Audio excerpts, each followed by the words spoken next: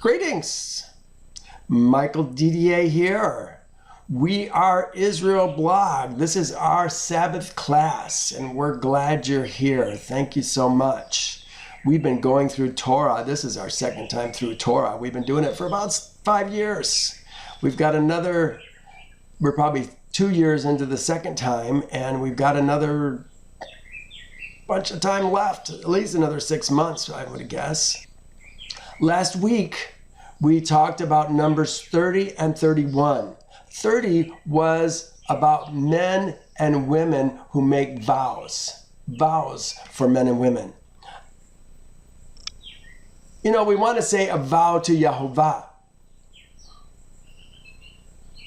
Is a vow when an Israelite makes a vow. Remember now, we're talking about an Israelite. We're not talking about a Gentile. We're talking about an Israelite makes a vow. This doesn't anywhere say, well, it does. A man makes a vow to Yehovah. All right, well, there it is. Or swears an oath. Okay, that's not a vow to Yehovah, but it's still a swearing of an oath. To bind himself to some agreement. Yes, I'll do that. You don't go back on it. In a sense, the third commandment, thou shalt not take the name of Yehovah in vain, is exactly what we're talking about here. When a man makes a vow. Look what it says, verse 2. If a man makes a vow to Yehovah or swears an oath to bind himself by some agreement, he shall not break his word. He shall do according to all that proceeds out of his mouth. Then he goes on and he talks about when a woman makes a vow in her father's house, in her youth.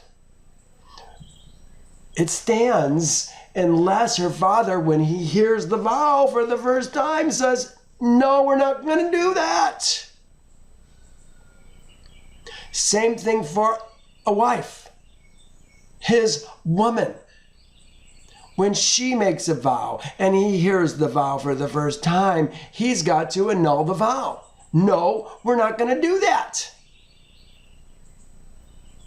But look what it said in verse 9. Also, any vow of a widow or a put away woman. This is what we're talking about, a divorced woman, a put away woman. This is not a woman that puts her man away. It is. But that doesn't happen in Torah. That doesn't happen in Yehovah's kingdom. A man puts his woman away. Look what it says for the widow. Remember, she's a single woman without a choice. I guess you could argue that the divorced woman is a single woman without a choice, except that she was put out. Must have been some reason for that, I suppose. But it says, when they make a vow, also any vow of a widow or a put out woman by which she has bound herself shall stand against her. There's not an out. For her, she lacks the covering that a man gives to give her that protection. You know, I was really struck last week by what it didn't say. It didn't say a woman living by herself. We have a widow. We have a divorced woman. In Yehovah's kingdom, there are women living by themselves. Not supposed to happen. They have a covering. I talk a lot about coverings. I'm going to be talking about it on my Facebook page for many weeks, many days anyway, here shortly. Well, if a man hears it and he doesn't annul his woman's vow, it actually stands against him. So if he doesn't do it, the sin's going to be on him. No surprise. That's what we expect. It's not about the woman. It's about flesh of his flesh, bone of his bone. What she does, he does. That's why he gets to annul it. Okay, let's go to 31. We were talking about the war with Midian. Pretty interesting to hear about this war with Midian. Remember, they had us, Midian, with Balaam's help, take their women, eat slaughters made to their Elohim, and worship their Elohim, Baal. Who is this Baal? Chris and I were talking about this Baal this morning. Who is it that these men are worshiping? Remember, it was the men that were doing it. It wasn't the ladies that were doing it. It was the men that were doing it. It was the men who were slaughtered by their leaders, the leaders of thousands, the leaders of 500 or hundreds, the leaders of 50s, and the leaders of 10. It was the men that were killed because the men were serving and worshiping other Elohim besides Jehovah. You don't do that. First commandment. Now, because Jehovah is a jealous Elohim, we're going after Midian. And we're going to destroy them. We're going to kill all their men. We were supposed to kill everyone. Keep the virgins alive. But remember what we did? We brought back the women and the tough. The boys and the girls. All the women. Jehovah had a real problem with that. Really, I guess it was Moses that had a problem with it. I'm sure Jehovah had a problem with it as well. Moses has a problem with it. Jehovah has a problem with it, and vice versa. What did he say? It says, and Israel's seed took the women of Midian captive and their little ones, and took the spoil, and took as spoil all the cattle, the flocks, remember sheep and goats, and all their goods. And they brought the captives and the booty and the spoil to Moses. What did he say? He says, look, these women caused Israel's seed through the counsel of Balaam to trespass against Jehovah in the incident of Peor. And there was a striking among Israel's assembly. Yes, the men were killed. He says, now therefore kill every male among the little ones. We're going to kill all the little boys. And kill every woman who has known a man intimately. We're going to keep only the virgins alive. Probably young and old. But keep alive for yourselves all the young girls who have not known a man intimately. Well, it was pretty interesting to see how all this went down. I put together a little chart here. Here it is. So that we could see that there was 675,000 own sheep and goats, 72,000 cattle, male and female cattle. All these are male and female, except for the virgins, of course. The donkeys, 61,000, and 32,000 Midianite virgins. Of them, half of them went to the 12,000 warriors who actually fought the battle. And half of the booty meaning Adam and Behemah, animals,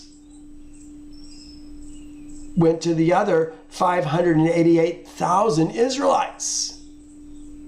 But each of those two groups, who got half of the booty, gave a portion of it to, well, the warriors gave it to Eleazar. I'm guessing it was Eleazar and his family. You know, I was thinking about Ithamar. Is it going to Ithamar? How about Ithamar? Is it the priest? It says Eleazar. Did Eleazar get it all? Maybe he shared it. Maybe the other priests didn't get anything. I don't know. And then the people gave theirs to the Levites, 1 in 50. 1 in every 50 of the Adam and the animals, the Behemah. 1 in every 500 went to Jehovah. It said to Jehovah. Isn't that interesting? But it was given to Eleazar. That's how it always is. That's why I think the other priests must have been included in that. But that's not what it says. So Eleazar got 32,000 virgins. 32 virgins. 32 virgins. That's 1/500th of the 16,000 that the warriors got. The warriors basically got 1.3 virgins. How did they divide it up? I'm guessing they did it with families so that they could do it equitably. But who knows? I'm sure they didn't cut any virgins up, but maybe there was a transaction in cost for that. Who knows? The Levites, remember, we had 23,000 Levites. I said between 30 and 40,000 last week. I was wrong. 23,000 is how many Levites we had. We had just done a census in, what was it, Numbers 1 or 2? They got a bunch of the property that came, 1 in 50. Well, it was interesting to see how it all came out. You know, when do we keep the women who have known a man alive when we are taking another country? I can't think of a time where we did it. Seems like they're always going to be killed. When we took Canaan, we killed everybody. Men, women, and children. There were some that got away, but they left the land. The land was ours, wasn't it? I guess we'll see that later on as we go through some of these chapters. All right, well, let's continue. Today we're going to start with Numbers 32. We're talking about today, in this chapter, the land that Reuben, Gad, and half the tribe of Manasseh is going to receive. Manasseh, how many sons did he have? These are questions that I have. I want to know. How many sons did he have? It says, now Reuben's seed and Gad's seed had a very great multitude of livestock. And when they saw the land of Yazer, the land of Gilead, you could say it, Yazer's land and Gilead's land, that indeed the region was a place for livestock. It was open plains, great place for livestock. Reuben and Gad. Seems like a lot of Gads, well, we'll see where that we're going to end up, but some of their land seems pretty mountainous to me. But maybe it's still good for livestock. It goes on. Gad's seed and Reuben's seed came and spoke to Moses. They didn't all come and speak. It was the leaders who came and to speak to them. They spoke to Moses, to Eleazar the priest, and the princes of the congregation. That is the Nasi of the congregation. There it is right here, Nasi. This is the congregation's Nasi. It's the same thing we see for Gad's seed, B'nai Gad. This is Nasi Ha-Adah. The assembly's princes. It's a construction that we've got to understand in the Hebrew. You can't even see it unless you know the Hebrew. But it's possession. It's showing possession. This shows, this thing here is plural, and it's also possession. They said, Ashtaroth, Dibon, Jasher, Nimrah, Heshbon, Elalah, Shavam, Nebo, and Beon. The land, they put country. The word is Aretz, Haaretz, the country which Jehovah defeated before. Israel's assembly's face. This is Panim. Their face is an Aretz. Look, they translated the same word, Haaretz, Aretz. One is country and one is land. Why? Why do they not just use land? Why don't they use country both times? Is a land for livestock, and thy servants have livestock. Thy servants, this is Moses' servants, have livestock. That's like they're talking directly to Moses. Even though they came to Moses and Aaron. Where was it? Yeah, here they are. Came to Moses and Eleazar, not Aaron, Eleazar, and the Nasi, the assembly's Nasi, the assembly's princes. Thy servants. Evadim is the word that they're using there. We're talking about men servants. We are thy servants. We all have servants, but we're your servants. We have livestock. Therefore they said, if we have found favor in your sight, let this land be given to thy servants as a possession. Do not take us over the Jordan. We don't want to go over the Jordan. We want to stay here. Well, you know what? That put up some red flags for Moses. I'm not even sure that they meant it to be red flags, because I think these men were still thinking about fighting, but the way they phrased it, saying, therefore, if we have found favor in your sight, let this land be given to us, your servants, as a possession. That's what they wanted. He says, do not take us over the Jordan. In other words, I think that they're saying is, we don't need the land over the Jordan. We like this land. Moses understood it differently. And maybe that's how it was meant to be understood, that they didn't want to fight. They didn't want to fight anymore. We've fought enough. And Moses said to Gad's seed and Reuben's seed, shall your brethren go to war while you sit here? No, they fought and helped you get your land. Now you got to help them get our land, their land. He says, thus your fathers did when I sent them away from Kadesh Barnea to see the Arats. Remember, that's what we did. The 10 spies. 10 of the spies came back, gave a bad report, and turned all Israel's seed to fear. We ran away. Didn't want to be a part of it.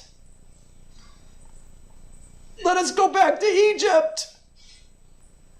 For when they went up to the valley of Eshcol and saw the land, really saw the giants, I think was more than their concern, they discouraged the heart of Israel's seed so that they did not go into the land which Jehovah had given them. So Jehovah's anger was aroused on that day, and he swore an oath, saying, surely none of the men who have come up from Egypt, from 20 years old and above, shall see the land in which I swore to Abraham, Isaac, Jacob. Why? Because they did not wholly follow me. Ooh, I want to wholly follow Jehovah. Do you want to wholly follow Jehovah? Remember, it's different for a man than it is for a woman. We talk about that a lot. He talks about Caleb, except Caleb, the son of Jephunneh, the Kenizites. Remember, the Kenizites. Do we have that in here? Yeah, the Kenizites.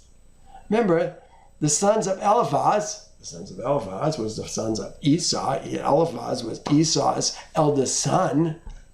The sons of Eliphaz, Esau's eldest son, were Timnah, Omar, Zepho, Gatam, and Kenaz. This is where the Kenizites come from. This is Joshua's heritage. Isn't that interesting?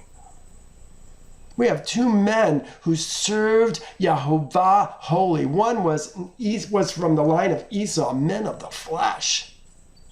And one was Joshua. I forget what his line is, but he's an Israelite. He's a son of Israel, son of Jacob. Seed of Jacob.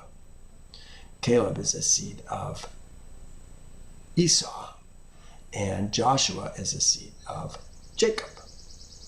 So Jehovah's anger was aroused against Israel, and he made them wander in the wilderness 40 years until all the generations had done evil, until all that the generation that had done evil in the sight of Yehovah, had gone.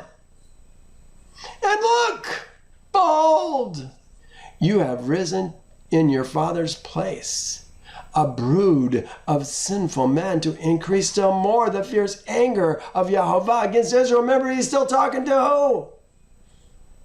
Reuben's seed and Gad's seed.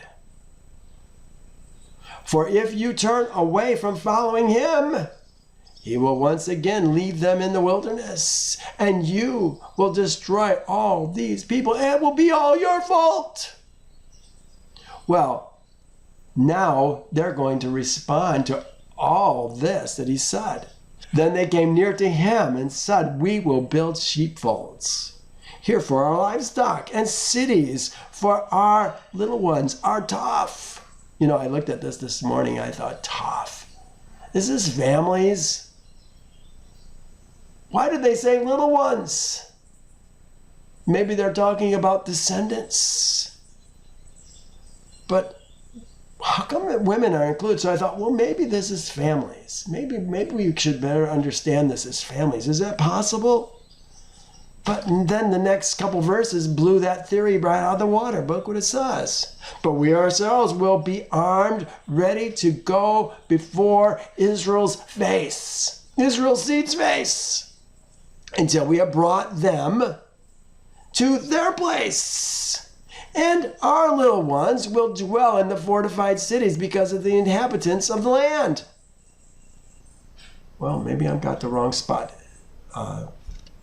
Again, our little ones. Who are the little ones? Our tough.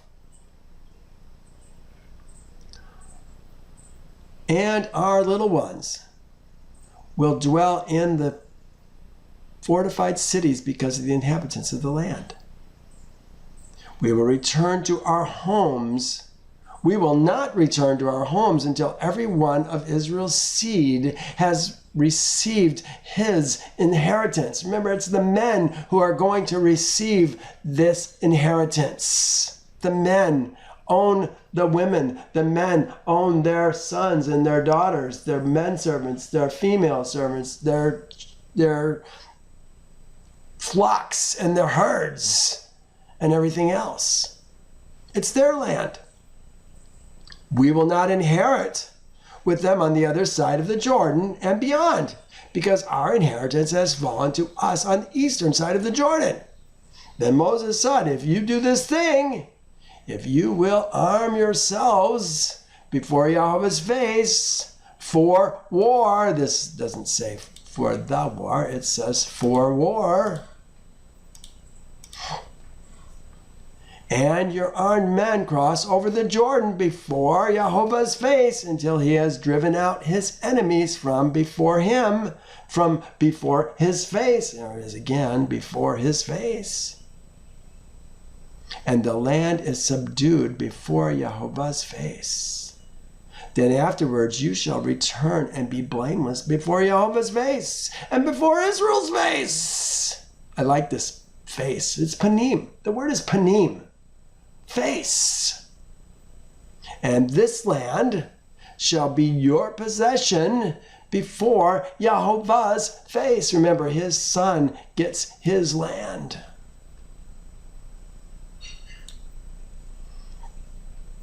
He says, build cities for your little ones. Well, maybe this is where I saw it. I think I'm getting to this part where I remember seeing this. Yeah, there it is.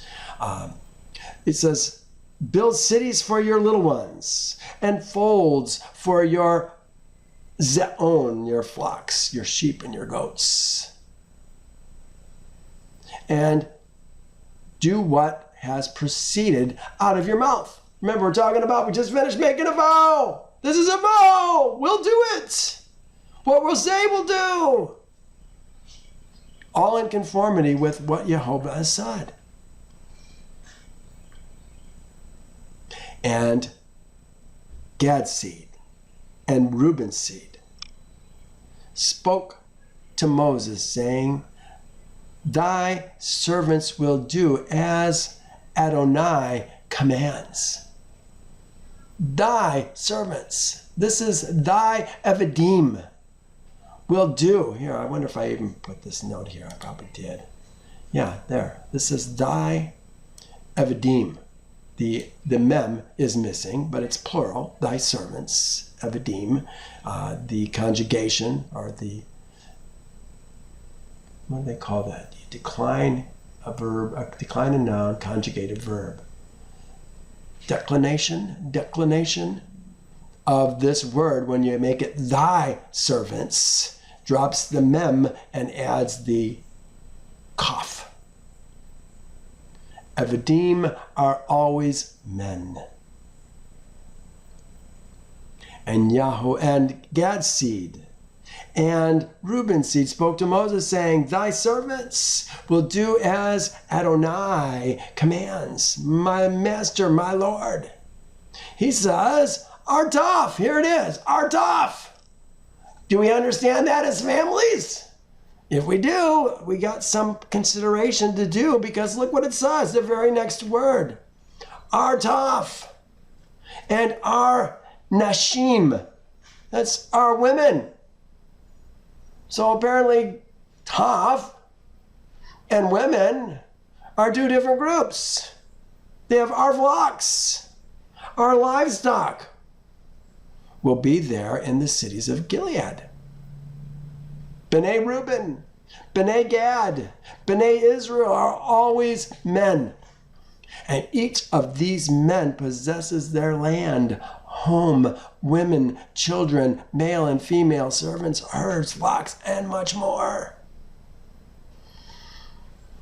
You know, I keep putting Reuben's seed, Gad's seed, Israel's seed. I do that for a purpose. I want us to learn to read differently and have a different understanding.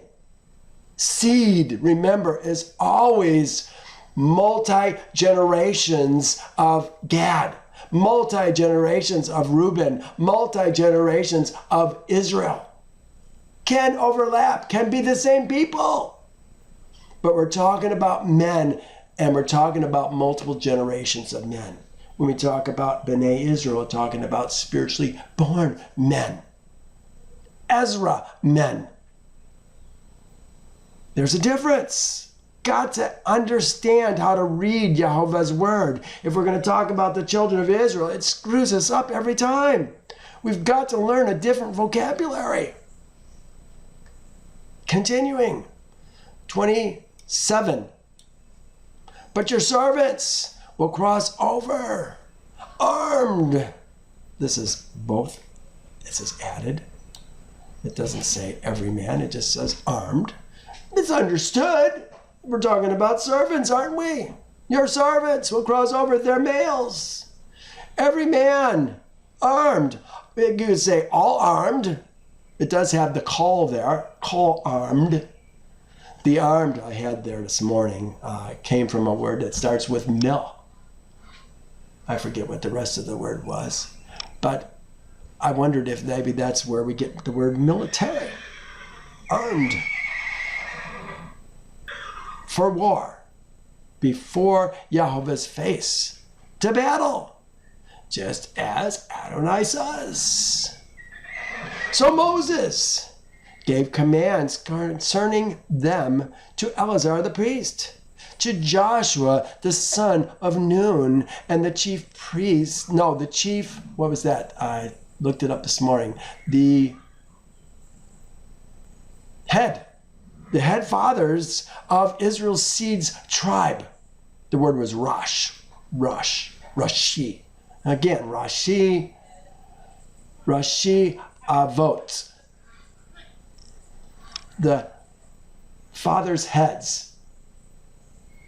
Father's heads. It's that same construction, B'nai Israel, that same construction. Two nouns working together, showing possession. So Moses gave command concerning Eleazar the priest, Joshua the son of Nun, and the the head fathers of all Israel's seed's tribes. And Moses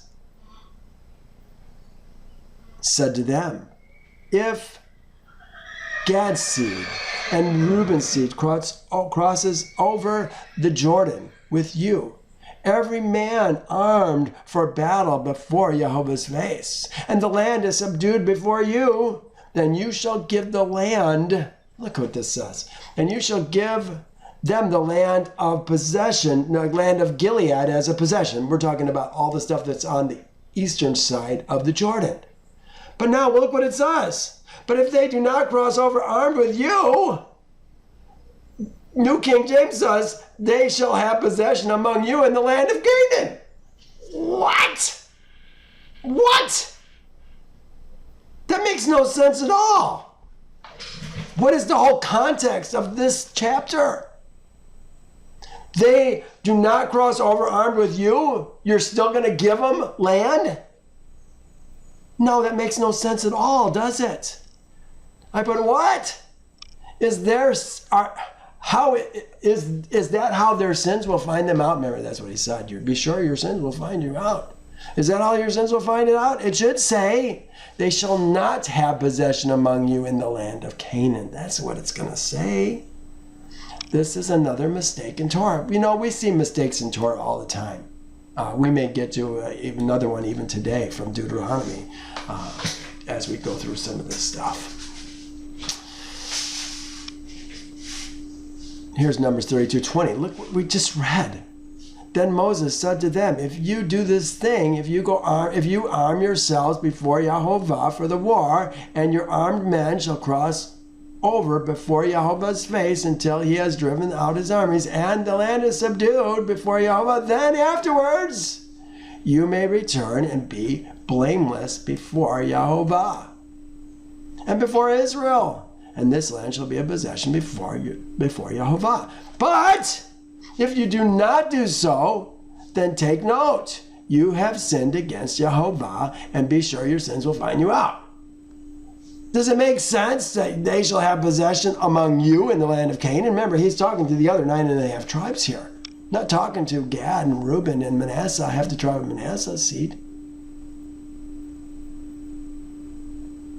Then Gad's seed, Reuben's seed, answered, saying, as Jehovah has said to your Evadim, they're his servants, so we will do. We will cross over armed before Jehovah's face into the land of Canaan. But the possession of our inheritance shall remain with us on this side of the Jordan. Yes, that's what we're talking about. All right, so Moses gave to Gad's seed, and to Reuben's seed, and to half the tribe of Manasseh, Ben Joseph, the kingdom of Sihon, of the Amorites, and the kingdom of Og, king of Bashan, the Arats, with its cities within the borders, the cities of the surrounding land. Remember, we're talking about Arats again, the land. The cities of the land surrounding, probably is what it's going to say. They're both Ha'arats. And Gad's seed, it says built, rebuilt. Remember, these were all Moabite cities.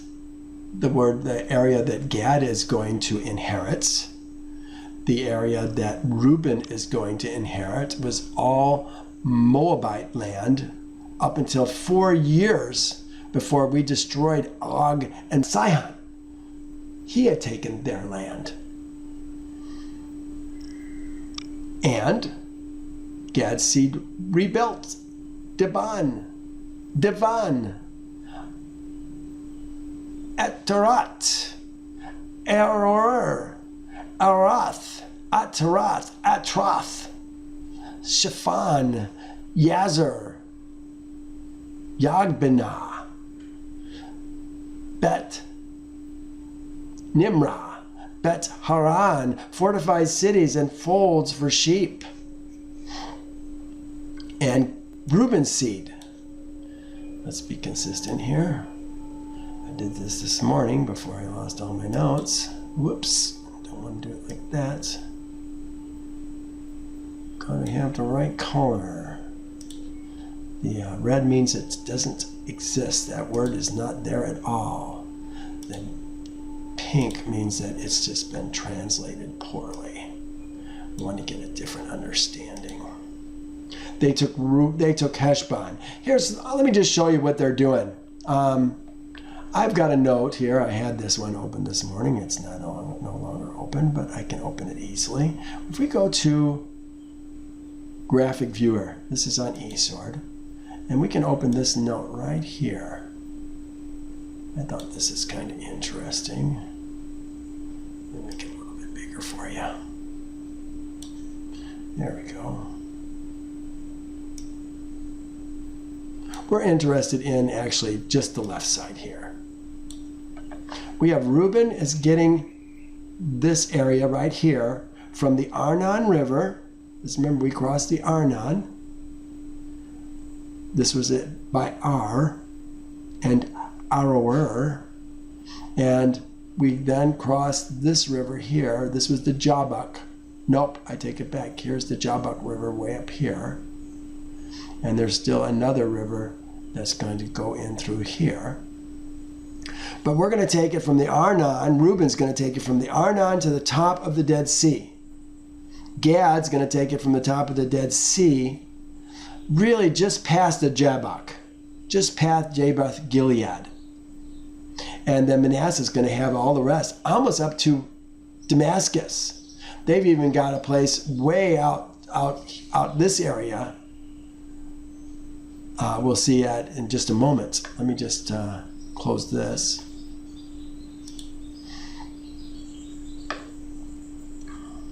That was Reuben, Heshbon, Elilah, and Kirjathaim, Nebo, Baal Milan. Their names being changed, and Shibna, and they gave other names to the cities which they rebuilt. Again, we're talking about rebuilding cities, not building cities. They're repairing things. Then it talks about Manasseh. Manasseh is going to end up taking all the land that was Og, king of Bashan, that particular land. And the seed of Makar, Ben Manasseh, went to Gilead and took it and dispossessed the Amorites who were in it. So Moses gave Gilead to Makar, the son of Manasseh. Also, Jair, Ben Manasseh, so he's got at least two sons, went and took its small towns and called them Havot, Jair. But there's still another son. Here's another son. Then Nobah. Oh, here's something I put together on Manasseh. I thought, how many sons did this guy have? And where is Jair in this mix? Is Nobah there? Here's what I found, some things about this. Makar, I found Makar. Joseph was here, I'm reading on the right-hand side. Joseph saw Ephraim's seed to the third generation. Makar's seed, Ben Manasseh, were also brought up on Joseph's knees. So Joseph had Manasseh and Ephraim. Manasseh had Makar, and Makar's seed was even brought up on Joseph's knees. Yeah, Joseph was the father of Manasseh and Ephraim. That makes sense. There was also a lot for the tribe of Manasseh, for he was, this is in Joshua, for he was the firstborn of Joseph, namely for Makar, the firstborn of Manasseh, the father of Gilead. Sounds like the land of Gilead was named after Makar's son. Therefore he was given Gilead and Bashan. That's a large piece of land, let me tell you. And there was a lot for the rest of Manasseh's seed, according to their families. This is Joshua 17. According to families for the Abazar's seed, and Halak's seed, Azriel's seed, Shechem's seed, Hefer's seed, and Shemadah's seed. These are Manasseh ben Joseph's males according to their families. Where's Jaar and where's Nobah? Is it possible that these men, these seed, these sons are Makar's seed?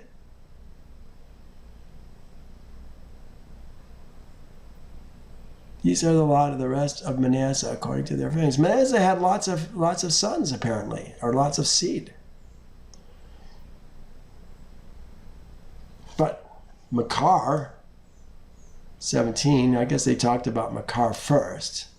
These are the lot of the rest of Manasseh's seed. So, yeah, so these guys, all I can figure is Jaar and Nobah must be seed of Makar. That makes sense? Here's Deuteronomy. The rest of Gilead and all of Bashan, the kingdom of Og, I gave to half the tribe of Manasseh. All the region of Argob with all Bashan was called the land of the giants. Now it talks about Jaar. Jaar, the son of Manasseh. Son of Manasseh. How is he son of Manasseh? Would it be Jaar ben Manasseh? I'm guessing is what it's going to say, but Jaar was not even mentioned just now, was he? Took the region of Argob as far as the land of the Geshurites and the Makarites and called Bashan after his name Havot Jaar to this day. Also I gave Gilead to Makar. It's a little confusing. Then they have this guy. So it looks like there's Makar, then there's Jaar, and now we have Nobah. Then Nobah went and took Kanat and its villages, and he called it Nobah after his own name. I found Nobah. Here is the map that I put together. Here's Nobah way out here. Remember, this is the land just above Jabbok River. Okay, so way up here. Just above Jabesh Gilead, it's going to be divided. So everything basically above this area is going to go to Makar, to Manasseh. Manasseh is going to divide it up. Then here's Nobah, way out here. So they had land that went way, way out. And they went all the way up here, almost to Damascus. Probably this was their northern border, was this river, I would guess. All right, well, hopefully that helps gives you some better understanding of what everybody's getting. I found this other map hopeful. All right, let's close this. Go back to this verse. We're going to start the next chapter. Okay, these are the journeys. What do we got? 33, 34, 35. We've done 36. We got 3 chapters left in this book. These are the journeys of Israel's seed who went out of the land of Egypt. Israel's seed! Israel's seed! Who is Israel's seed? We've got to keep this in mind. Who went out of the land of Egypt by their armies under the hand of Moses and Aaron. We're talking about Israel's seed, are spiritually born men of Israel. We went out 603,550 strong. They numbered us in Exodus 12. Remember, then it said, with the mixed heads of households, and our children are tough. Now Moses wrote down the starting point of their journeys at the command of Yahovah. And these are their journeys according to their starting points. They departed from Ramses in the first month, on the 15th day of the first month, on the day after Passover. Israel's seed went out with boldness in the sight of the Egyptians. Let me see what my note says.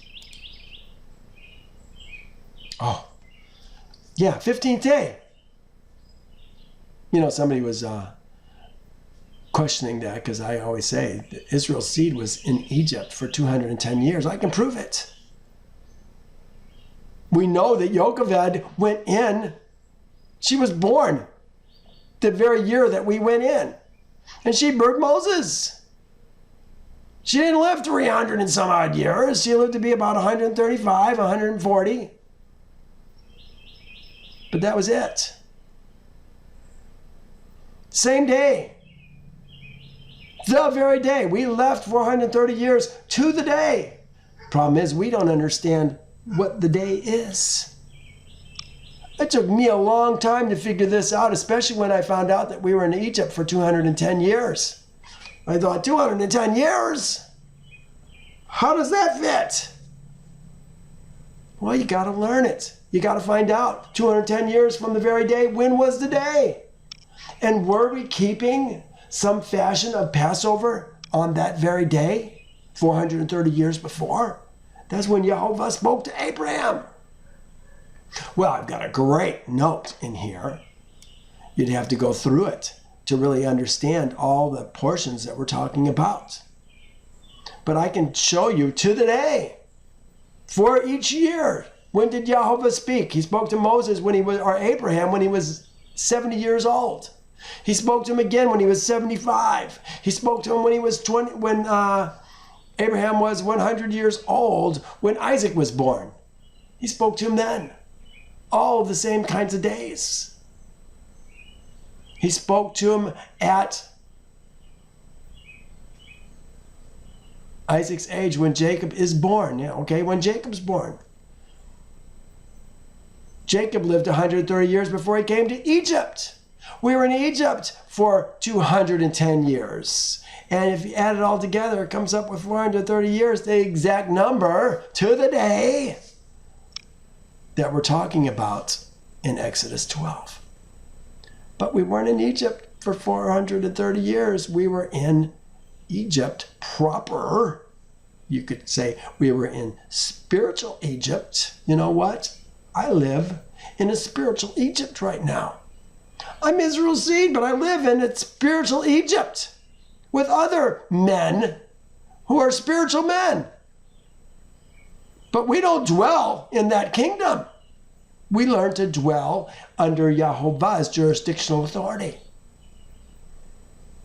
Remember, Abraham dwelt in the land of Canaan as in a strange country. That's how we dwell. And I think that Abraham was dwelling in spiritual Egypt. Even though he was under Yahovah's jurisdictional authority, the kingdom wasn't there yet. Just as the kingdom for us isn't here yet. We live under the king. We live in his kingdom. But we're dwelling among heathen. Soon, Yahovah is going to give us the kingdom just as he gave Israel's seeds the kingdom the first time. Oh, it's going to be good. Well, let's continue. For the Egyptians were burying all their Pekor, whom Yahovah had killed among them. It says, also their Elohim, also on their Elohim, Yahovah executed judgments. Firstborn and on their Elohim.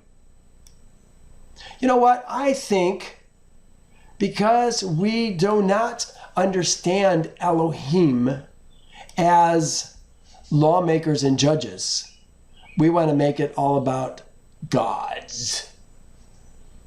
No, it doesn't work. Gods. Remember, Israel, the men who live in the gates, our gates, are called the Elohim of the city, the gods of the city. They're the Elohim of the city, the lawmakers and judges of the city. It says that upon the Bakor, the firstborn, Yehovah killed them. And on their Elohim, this is what we're talking about, their Elohim, their gods, their lawmakers and judges. Yehovah executed judgments. What is this? Asa did make on their Elohim, on their lawmakers and judges. Yehovah made judgments. You know what? I got a hunch that they died too. The Elohim. That sounds like the only Elohim that lived was Pharaoh.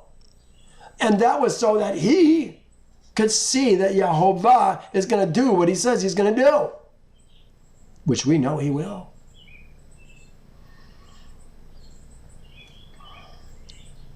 Verse 5, then Israel's seed moved from Ramses and camped at Sukkot.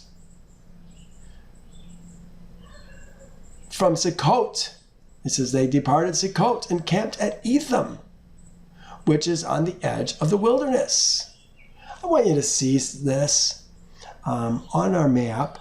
Let's just go to our map here. I'm going to change this setting to 50%. Let's go down to Egypt. All right, here's Ramses. Here is potentially Sukkot.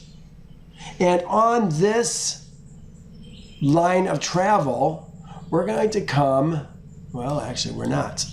It's on this line. So we're going from Sukkot. Maybe Ramses is here, maybe Sukkot's down here. They have a question mark as to where Sukkot is at.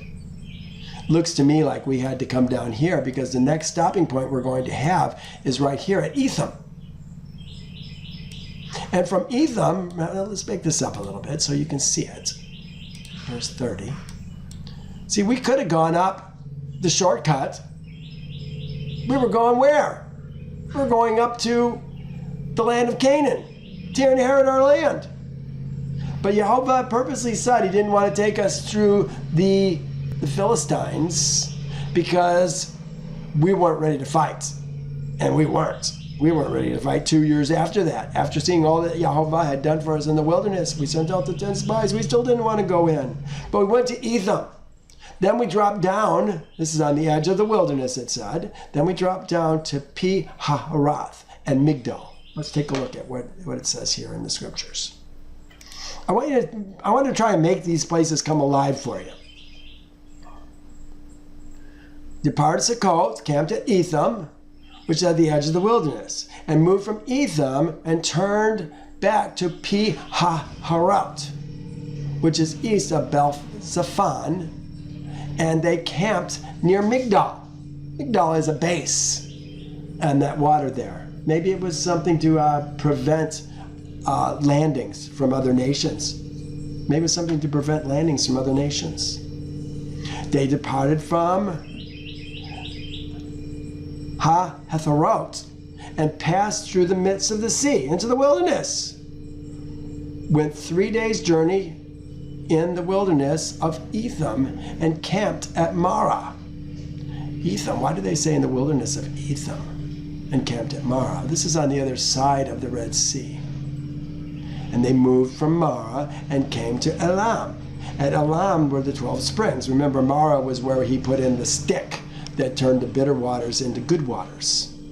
In Marah, we had 12 springs also, 70 palms, so they camped there. They moved from Elam and camped by the Red Sea. They moved from the Red Sea and camped in the wilderness of Sin. The wilderness of Sin, I don't remember us going to all these different places. They departed from the wilderness of Sin and camped at Dafka. They departed from Dafka and came to Alush. They moved from Alush and camped at Raphidim. Raphidim, that's where the water was. There's no water for the people to drink. Remember, that's where he hit the rock.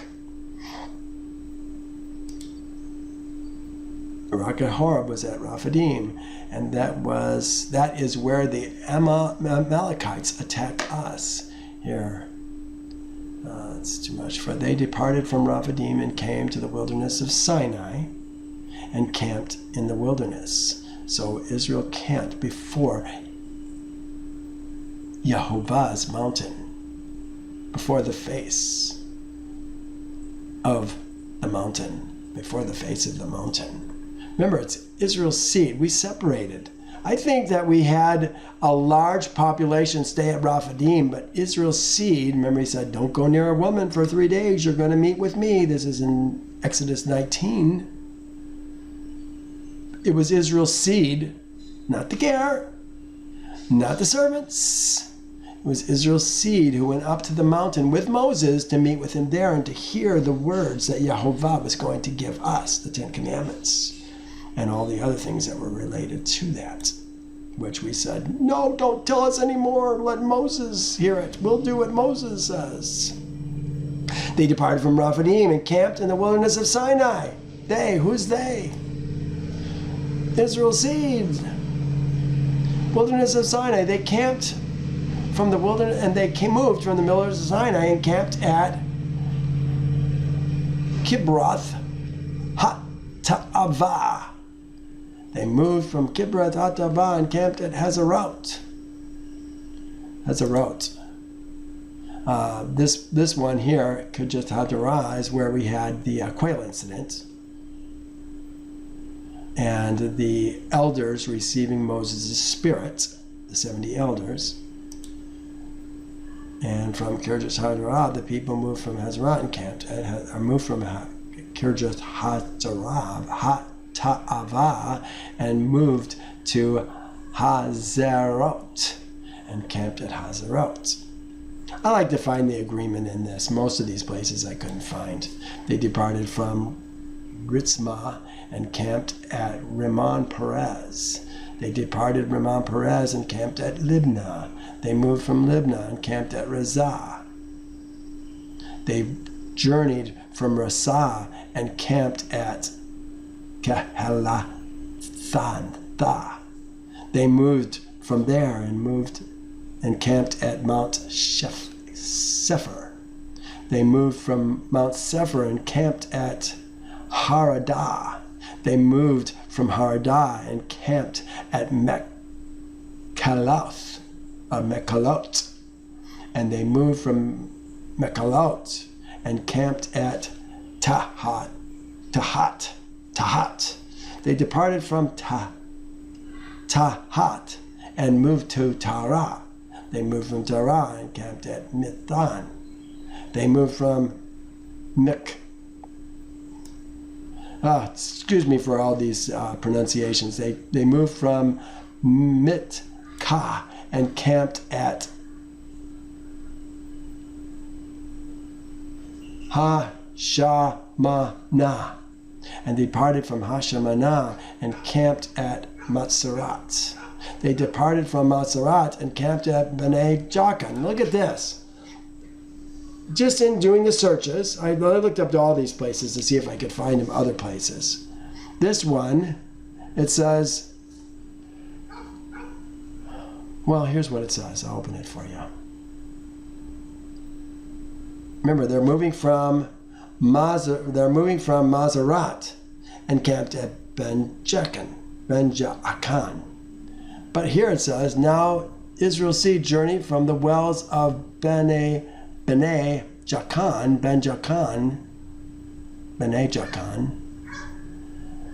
to Mazarat. Okay, they're going the other direction because this says Mazarat and camped at Bnei Jaakan. Now it says they're going from Bnei Jaakan to Mazarat, where Aaron died. Is that where Aaron died? That's not where Aaron died. And where he was buried. And Eleazar, his son, ministered as priest in his stead. Okay, this is what it says he was buried here. But we already read where he was buried. It was on Mount Hor. Let's look. Because even in this printing here, it doesn't work.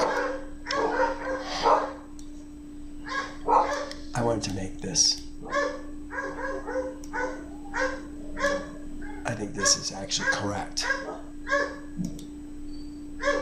But it's different from Deuteronomy 10, which I think is actually wrong. There's a lot of things that are wrong in Deuteronomy. We'll see it. They moved from Bene Jaakan and camped at Hor Haggadah.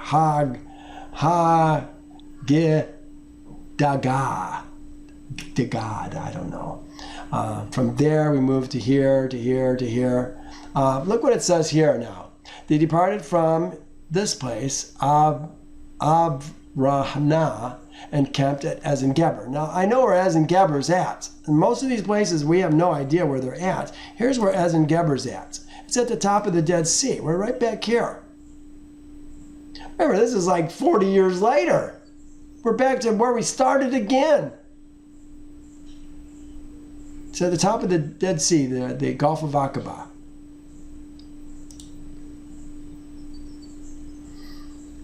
Move from there to Kadesh. Kadesh is where we sent out the 10 spies. I'll show you again. Just a little bit further north. There's Kadesh Barnea. We're going to see Obath. We're going to see Ye-Avarim as we travel on these journeys.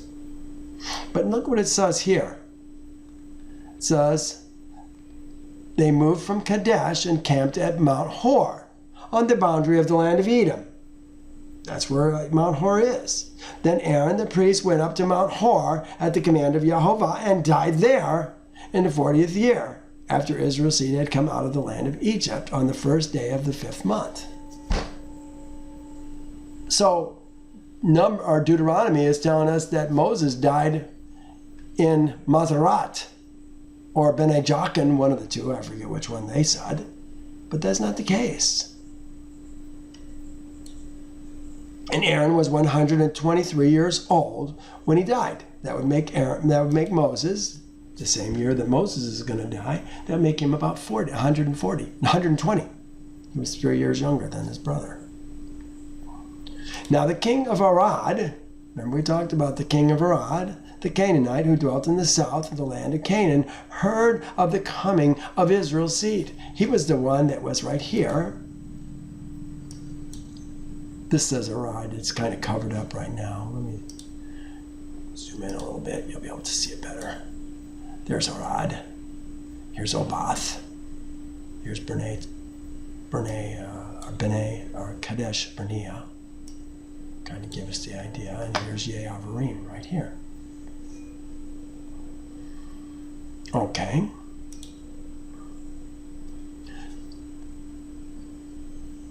Now the king of Arad, the Canaanite, who dwelt in the south of the land of Canaan, heard of the coming of Israel's seed. And they departed from Mount Hor and camped at Zalmanah. This is where they were actually going backwards instead of forwards. They ran away. We ran away. It was the priests who had to bring us back. They departed Zalmanah and camped at Punah. They departed Punah and camped at Obath. I just showed you where Obath was on the map, just below the Dead Sea. They departed from Obath and camped at Ye-Avarim on the border of Moab. That's where we were. Ye-Avarim, the border of Moab. Remember, we went up there to the King's Highway and took it up to Ar. They departed from... Oh, look at how it spelled that. We camped at Ye-Avarim. Then they departed from... How do they get Ye-Avarim out of that? And camped at Dibon Gad. They moved from Dibon Gad and camped at Almon Diblathaim. And they moved from Alam Diblathim and camped at the mountains of Avarim before Nebo, the mountains of the Avarim mountains before Nebo. And they departed from the mountains, from the Avarim mountains, and camped in the plain of Moab by the Jordan, across from Jericho. That's where we ended up.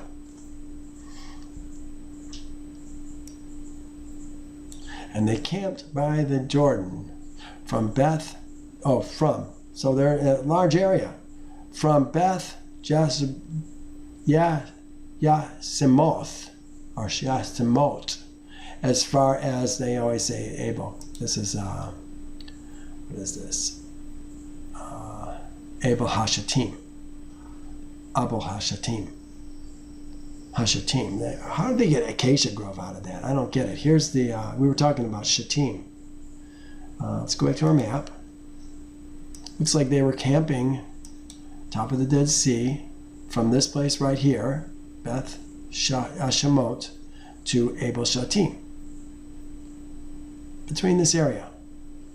Really, it has to be all this area because it can't be on this side of the river. We're still on the east side of the river. So it has to be between this city and this city, right in this area. Okay?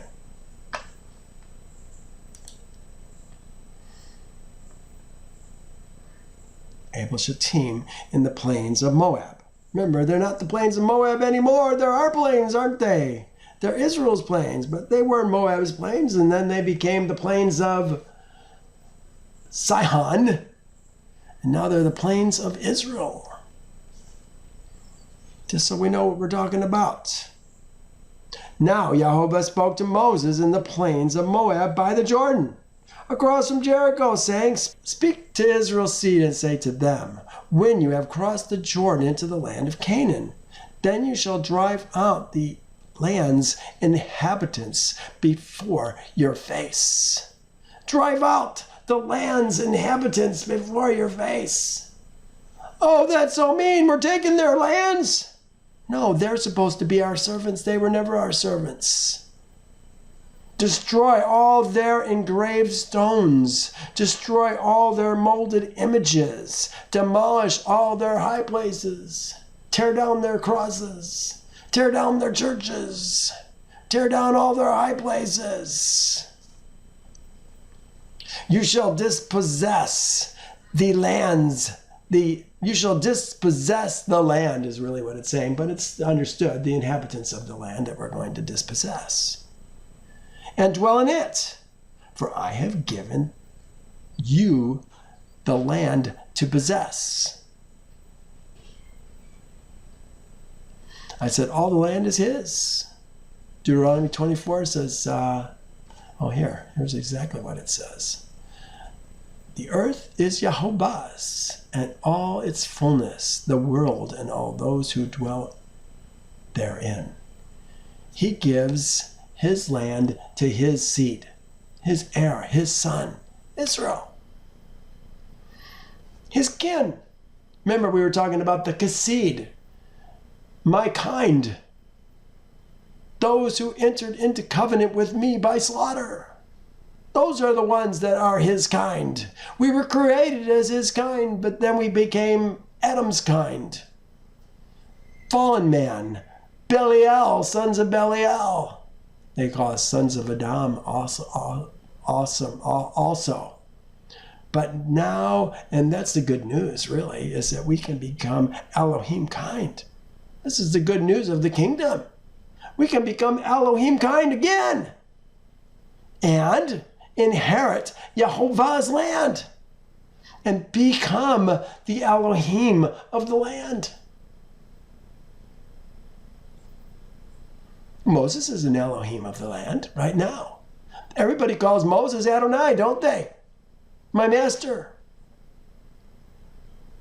Then you shall drive out the inhabitants of the land from before your face. Destroy the engraved stones, destroy all the molded images, demolish the high places. You shall dispossess the land's inhabitants and dwell in it, for I have given you the land to possess. And you shall divide the land by lot as an inheritance among your families. As an inheritance among your families. Families, we're talking about probably the tribes' families because we're talking about a lot. To the larger you shall give a larger inheritance, and to the smaller you shall give a smaller inheritance. Gets a little confusing, doesn't it? There everyone's inheritance shall be whatever falls to him by lot. Well, is it falling to him by lot or not? You shall inherit according to the tribe of your fathers. Well, it appears to me that what's happening is we're going to divide the land by lot. And once we have our possessions, Gad has his possession, Benjamin has his possession, Reuben has his possession, Zebulun has his possession. Then in those families, we're going to divide the land according to the need of the families, the size of each of the families. That's what it looks like to me. Here, this is Numbers 26. To these the land shall be divided into as an inheritance according to the number of names. To the larger tribe you shall give a larger inheritance, and to the smaller tribe, to the smaller, they say tribe, but it's not tribe, to the smaller you shall give a larger inheritance. Each shall be given its inheritance according to those who were numbered of them. But the land shall be divided by lot. They shall inherit according to the names of the tribes of their fathers. According to the lot of their inheritance according to the lot, their inheritance shall be divided. Then between the larger and the smaller. So I think this is what we're talking about. It gets a little confusing the way the translators translate some of this. He says, but if you do not drive out the inhabitants of the land from before your face, then it shall be that those whom you let remain shall irritate your eyes. Irritants, be irritants in your eyes, and thorns in your side. They shall harass you in the land where you dwell.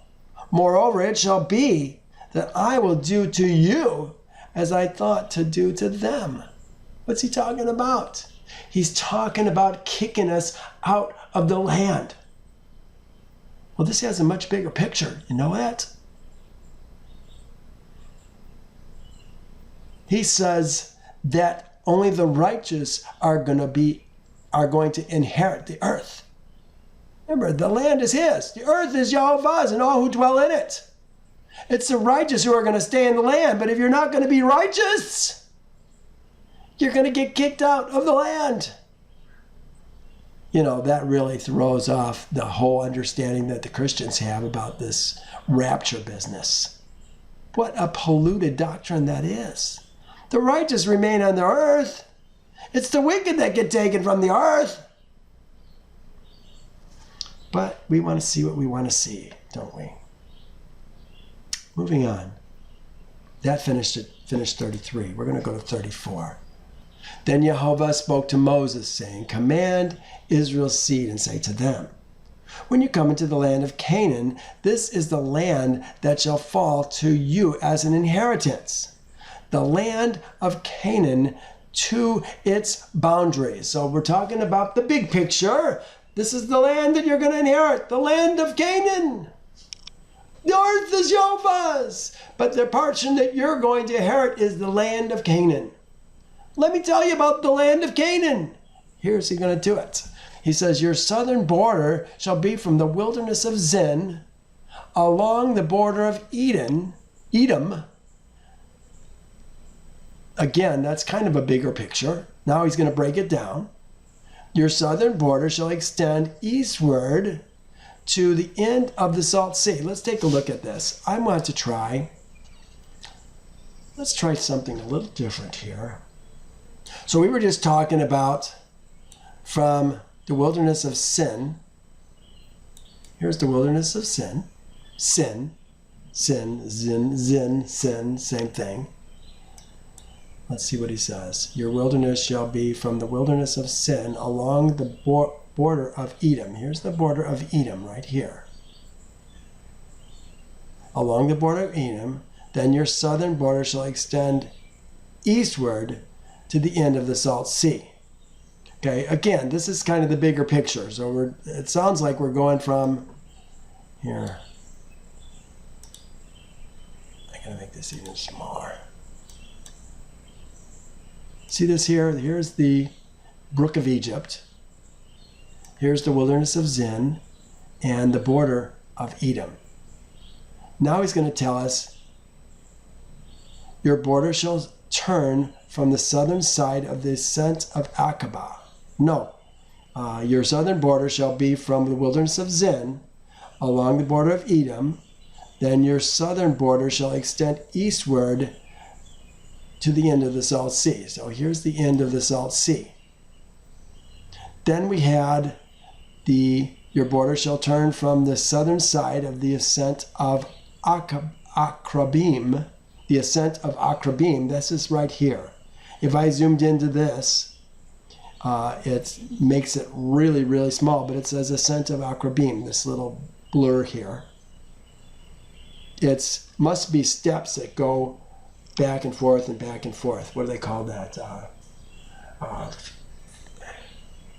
Switchbacks to get up to that ascent, because you're coming from a valley to a very high ridge. So we're talking about just south of that. Your southern border shall extend eastward to the end of the Salt Sea. Your border shall turn from the southern side of the ascent of Akrabim, continue to Zin, to the south of Kadesh Berea. So we're going to go from here to the ascent of Akrabim, to Kadesh Barnea, to Brook of Egypt, and be on the south side. Then it shall turn from Hazar Adar and continue to Azman. The border shall turn from Azman to the Brook of Egypt and shall end at the sea. So here's the Brook of Egypt, and it's going to end at the Dead Sea, or the Red Sea. Then he says your western border. Of course, we can all figure out what the western border is. As for the western border, you shall have the great sea as a border. This is your western border. That was easy, wasn't it? And this shall be your northern border. From the great sea, you shall mark out your borderline to Mount Hor. I thought, Mount Hor? How can it be Mount Hor? Because here's what we're talking about when we're talking about Mount Hor. This is where Mount Hor is at. This is where Aaron died. Mount Hor, right here on the edge of Edom. But it turns out there's two Mount Hors because we're talking about the north, aren't we? So if I went all the way up to the top here, lo and behold, I found Mount Hor. Here it is, right here. Mount Hor. It's hard for you to see that, but this is Mount Hor. Right here. So we're talking about this sea, from the sea to Mount Hor. Now he's going to describe some of the places that we see in here. Zobah, Ziphron, Zedad, Hazar Anan. All these are names that we're going to see right now. Let me go zoom out a little bit more. From Mount Hor you shall mark out your border to the entrance of Hamath. So here's Hamath. I think this is the entrance right here, the entrance of Hamath. I think this is the valley, if you will, between two mountains. This may be a Hamath valley, the entrance of Hamath. Maybe that's what we're talking about. Then the direction of the border shall be towards Zedad. There's Zedad. The border shall proceed to Zephron. There's Zephron. I question where Zephron is at. And then Hazar Anan. This shall be your northern border. Okay, so this looks like our northern border. The border shall go down from Shaphan to Riblah. Oh, I can't really look at my note here. Oh, I guess I can. There's Riblah. Oh, yeah. So go down to Riblah on the east side of the Ain. The An is like a well or a spring. When you talk about an An, it's they a lot of times refer to the eyes as a wellspring of the soul. The Ain, but it is also a spring. Here, I'm not sure if I had it on here or not. The border shall go down from Shepham to Riblah on the east side of the Ain. This is the spring. I think the spring is in that border that we were just talking about, that valley. The border shall go down and reach to the eastern side of the Sea of Chinnereth. I thought, the Sea of Chinnereth, where's the Sea of Chinnereth? I think it's another name for the Sea of Galilee. And I'll show you why I think that. I've got a couple different verses that I wanted you to see. Here is the Sea of Chinnereth. This is in Easton. It says the Sea of Chinnereth, and then it says the border shall go down. This is the one we're reading right now. Here's Joshua, and the valley, and in the valley of Beth Aram, Beth Nimrah, Sukkot, and Zephon, the rest of the kingdom of Sihon, king of Heshbon, with the Jordan as its border, as far as the edge of the Sea of Chinnereth, on the other side of the Jordan eastward. The Sea of Chinnereth. Here it says, this is Joshua.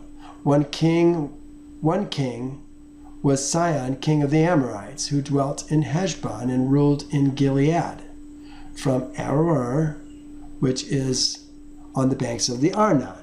Yes, it is. From the middle of that river, even as far as the Jabbok. Okay, again, that was Moabite land that became Sihon's land, which is in the border of the Ammonites. And the eastern Jordan plain from the Sea of Chinnereth as far as the Sea of Arabah, the Salt Sea. So from Chinnereth to the Salt Sea. We're talking about Sea of Galilee to the Salt Sea. The road of Beth Yeshemat, and southward towards the slope of Pisgah. This is all that area. No. Oh, here, John. Look at this. This is after these things, Jesus went over the Sea of Galilee, which is the Sea of Tiberias. Okay, so here's the Sea of Chinnereth, or Chinnerot, was the Lake of Gennesaret, or Sea of Tiberias. So the Sea of Chinnereth, the Lake of Gennesaret, the Sea of Tiberias are all the same things. Gennesaret was probably an ancient Canaanite name adopted by the Israelites into their language. So then we had John saying that the Sea of Galilee which is the Sea of Tiberias. So putting all these together, Galilee is Tiberias, Tiberias is Gennesaret, Gennesaret is Chinnereth. See how it all fits together? I think this is what we're talking about. So remember, we're talking about the land of Israel that the 9.5 tribes are going to inherit. This makes perfect sense, that it's going to come down this direction from way up north. Let's take a look at this again. Here's my map. I'm going to zoom out just a pinch again. So we're talking about Mount Hor, coming down to here, Talking about An. I think this is where An is. It's east of An. East of An is this trail. Here's the appears to be a spring that's coming out here. But we're going to come down from here all the way to the Sea of Galilee, the Chinnereth. It makes perfect sense because we were from Dan. Remember, here's Dan right here. This is one of our northernmost cities. We always talk about from Dan to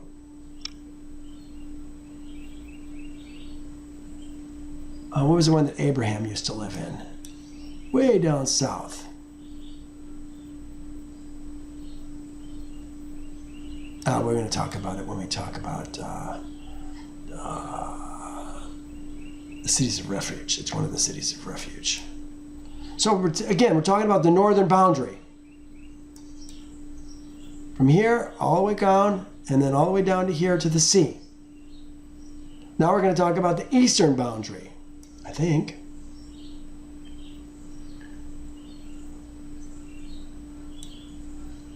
This shall be your land with its surrounding boundaries. Oh, I guess they went down to the sea.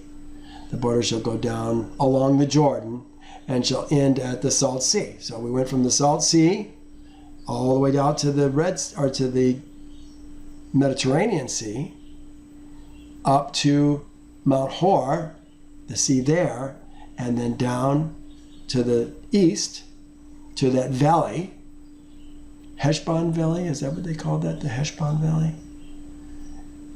And finally back to the Dead Sea.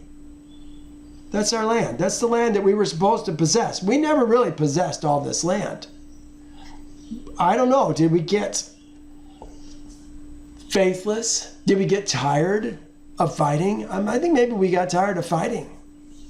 We said, oh, we got enough land, let's just do this. Maybe that was part of our undoing. Could that be? Might have been. I want to take all the land. I don't want to take a portion of the land. I want to take everything that Jehovah told us to take. Okay. This shall be your land with its surrounding boundaries.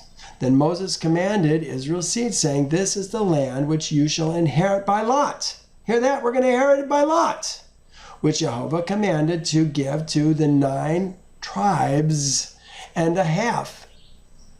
And to the half tribe, 9 and a half, so we have 10 tribes that are going to be represented, and to the half tribe, for the tribes of Reuben's seed, according to the house of their fathers, and the tribe of, and Gad's seed tribe, according to the house of their fathers, have received their inheritance, and the half tribe of Manasseh has received its inheritance. Manasseh got huge holdings. The 2 tribes and the half tribe have received their inheritance on the other side of the Jordan, across from Jericho eastward towards the sunrise. And Jehovah spoke to Moses, saying, these are the names of the men who shall divide the land among you as an inheritance: Eleazar the priest and Joshua the son of Nun. Those are the ones who are going to do the dividing. And you shall take 1 leader from every tribe to divide the land for an inheritance. 1 leader from every tribe to divide the land of the inheritance. We had 9.5 tribes. We're going to have 10 leaders. But Makir is not going to be one of the leaders for the 9.5 tribes, is he? It's going to be another son. So then they're going to list the sons. And I checked to see, remember when we numbered our men, or 20 years and older, who were able to go to war, we ended up with another 600,000 men, basically, in numbers. When we renumbered them after the first group had died, we ended up with another 600,000 men. The men who counted those for the tribes are not the same leaders, so they're taking different leaders. And I wondered, maybe these leaders are more inclined to have an inclination for boundaries, perhaps. Maybe they were chosen because they have an inclination more towards that. I don't know. These are different men altogether. So then they're going to list these men from the tribe of Simeon's seed, Shemuel, the son of this guy, Shemuel ben Amihad. I'm not going to read all these.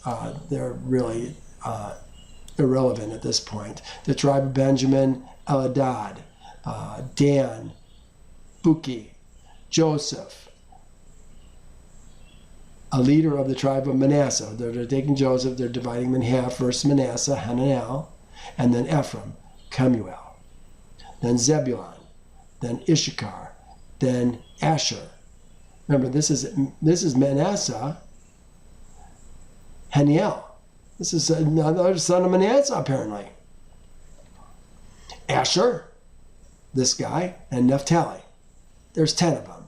These are the ones Jehovah commanded to divide the inheritance among Israel's seed in the land of Canaan, in Canaan's land.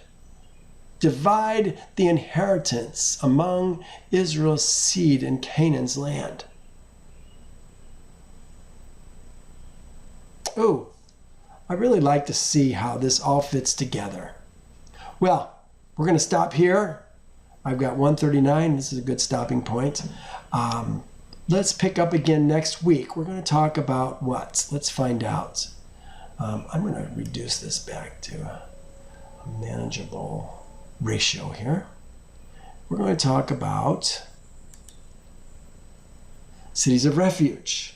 I already did some studies about the cities of refuge in case we got through it today. And really, that's the last chapter. Oh my gosh. Did we just do 34? Boundaries of the land. We did. We have one more chapter to do. And we're going to finish Numbers. Woohoo! Get to start Deuteronomy. Deuteronomy used to be my most favorite book. But I found so many problems with Deuteronomy that's now one of my least favorite books, one of my least trustworthy books. Isn't that a shame? I'll tell you why next week. There's lots of mistakes in Deuteronomy. It doesn't have a vav to start it. All the other books start with a vav. Why doesn't Deuteronomy start with a vav? Is it Torah? Oh, my goodness. It hurts me to even think that it's not Torah. Well, we're going to see there's some challenges. We're going to see over the next course of many weeks, we're going to see there's lots of challenges in Deuteronomy. We don't see them because we don't understand Torah well enough. But there's challenges. Let's stop here. We'll see you next week. Thank you for joining me. Remember, you can listen to all of these teachings on YouTube. Please sign up. What do they call it? Subscribe. Subscribe to my YouTube channel. Remember to like my videos. All right. Hey, thanks a lot for joining me. We'll see y'all next week. Bye now.